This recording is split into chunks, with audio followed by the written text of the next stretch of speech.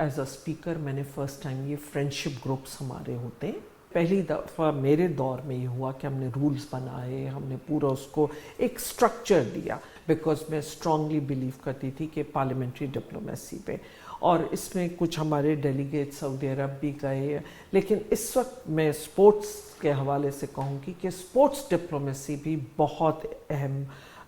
है और दुनिया में इस पे बड़ा काम हो रहा है। मेरा भी फोकस इस पे है और इसके ज़रिए बहुत ये एक्सचेंजेस टीम के हों, हम एक दूसरे की ट्रेनिंग वो दें। बहुत से हमने MOUs भी साइन भी किए हैं, सऊदी अरब के साथ भी हमारा एक MOU साइन हुआ है और उसके तहत हम एक दूसरे को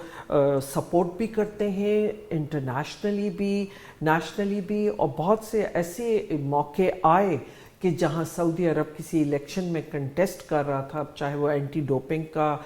हो बोर्ड, ये वाडा के अंडर, तो वहाँ भी हमने सपोर्ट किया सऊदी अरब को। और ये एक ऐसी फील्ड है जिसमें सऊदी अरब अब इस पर बड़ा एक्टिवली काम कर रहा है, वो है ख़वातीन का स्पोर्ट्स में आना। तो ये एक ऐसा एरिया है कि जिसमें हम एक दूसरे की बहुत सपोर्ट कर सकते हैं और एक्सचेंज ऑफ टीम्स हो सकती हैं, और जो खेल वहाँ खेले जाते हैं वो यहाँ पे हम अपने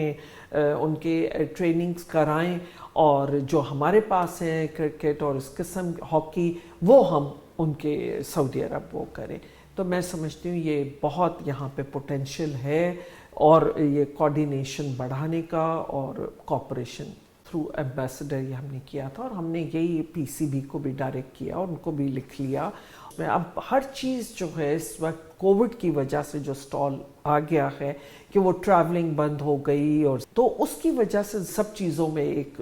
डिले होता गया है। बट इंशाल्लाह जैसे ही खुलेंगी तो ये दोबारा ये एक्टिविटीज़ रिवाइव हो जाएंगी।